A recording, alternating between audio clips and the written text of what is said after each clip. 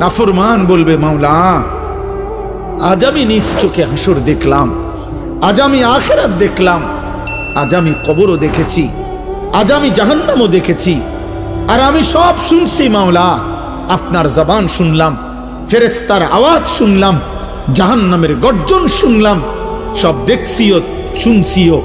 কাজেই আজ আমি নিশ্চিত, ইন্না মুকিনুন, আজ আমি কবর, আখিরাত, হাসর, মিজান, ফুলসিরাত সব বিশ্বাস করছি। অতএব আজকে আপনি আমাকে এই আখিরাত থেকে, হাসরের মাঠ থেকে আপনি আমারে আরেকবার দুনিয়ায় পাঠান। আমি যদি এবার যেতে পারি, না আমাল সালিহান, নেকামল করব, আমি নেকামল করব। কারণ আমি তো নিজ চোখে জাহান্নাম দেখলাম, আমি হাসরের মাঠ দেখলাম, আমি ভাবছিলাম এগুলো হবে না, আজ তো চোখের সামনে দেখে বুঝলাম এগুলো হলো। অতএব আমি এখন দুনিয়ায় যেতে চাই, আমি আমল করতে চাই, আমি আপনার আনুগত্য করতে চাই।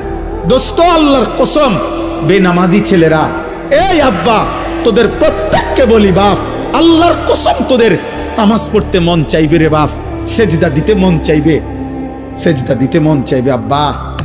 হাসরের ময়দানে হলেও সেদিন মন চাইবে খুব।